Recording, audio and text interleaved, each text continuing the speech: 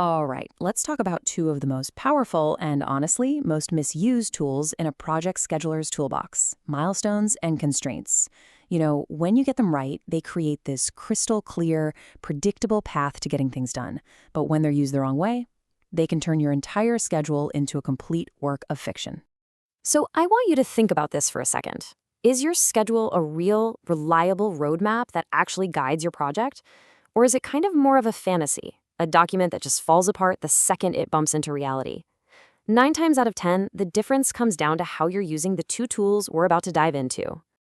Okay, so let's open up that scheduler's toolbox. Milestones and constraints. They aren't just buttons you click in your software. Nope. They are fundamental concepts you have to grasp to build a schedule that actually reflects the real world. Think of them less like features and more like precision instruments you need to do the job right. And believe me, the stakes are super high here. When you use these tools with discipline, they bring this incredible, undeniable clarity to even the most tangled projects. But when you start misusing them, well, they don't just bend the truth. They actively distort your schedule's logic, they hide massive risks right in plain sight, and they create this false sense of security that can lead to absolute disaster down the road. So, let's grab our first tool: milestones. The absolute best way to think about a milestone is as a signpost on your project's highway. It's not the road trip itself, it's not the work, it just marks a really critical point along the way, telling you and everybody else exactly where you are on the journey. Now, this is the part you really gotta remember. The definition says it all.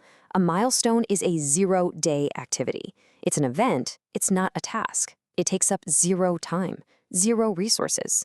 Its entire job is just to mark a single important moment in time, like crossing the finish line for a phase, a key delivery, or a big contractual date.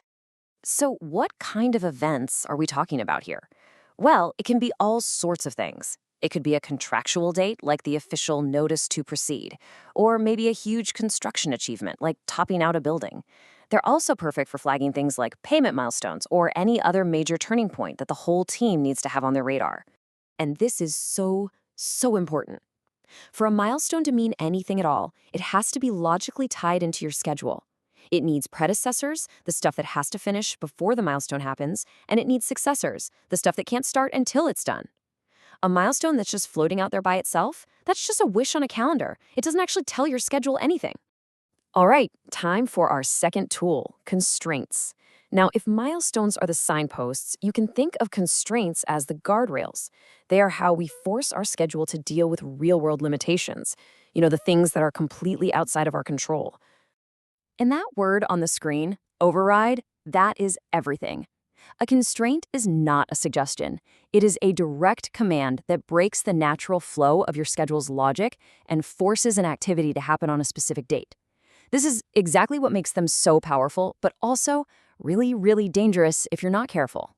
This table breaks down the big ones. First, you've got start no earlier than. This is perfect for when you're waiting on something you can't control, like a permit arriving. Then there's finish no later than, which you'd use to make sure you hit a hard deadline you can't miss. And then you have the mandatory constraint. This one is the nuclear option. It locks in a date no matter what, and you have to use it with extreme caution because it can just blow up your schedule's logic. This quote from the source material really hits the nail on the head. Constraints are sometimes a necessary evil, but they are never, ever a substitute for good planning. Every single constraint you put in your schedule needs to have a clear, documented, and legitimate reason for being there. If it doesn't, you're not modeling reality, you're probably just hiding a problem with your logic. And that, of course, brings us to the dark side, because when you're under pressure, it is shockingly easy to fall into these traps. And when that happens, you can completely destroy the value of your schedule. So let's take a look at what happens when these powerful tools go wrong. Wow, this slide just shows the damage perfectly. On the left, you've got a healthy, logic-driven schedule. Your float, that's your wiggle room, is real. Your critical path is clear as day. But look at the right, a schedule just riddled with constraints. The float is totally meaningless. You get all these weird, artificial critical paths, so you have no idea where to focus your energy. And every time you update the schedule, it turns into a painful manual firefight. This right here is the golden rule of scheduling. It's the prime directive.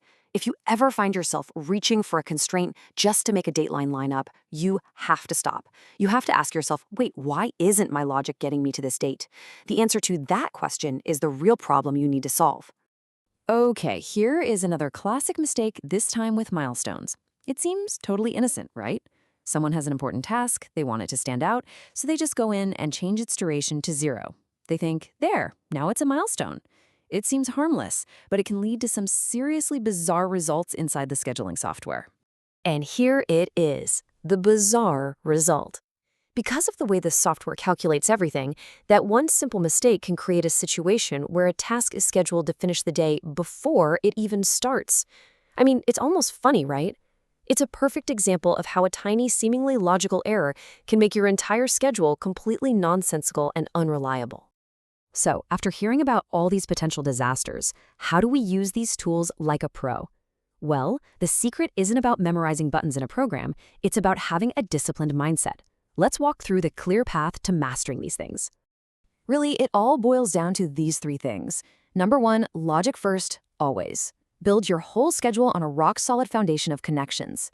2, use your milestones like a spotlight to add clarity and to show everyone what's truly important. And 3, treat constraints like a surgical tool.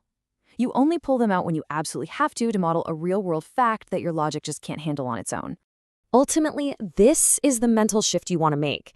A schedule is not just some static list of dates that a manager wants to hit. No way. A great schedule is a living, breathing, dynamic model of your project. It reacts to change, and most importantly, it tells you the real consequences of those changes, letting you manage the future instead of just reacting to problems.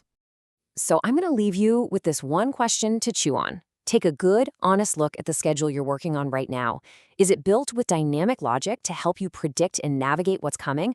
Or is it just a rigid collection of constraints designed to justify a date that was decided a long time ago? The answer to that question, well, it makes all the difference in the world.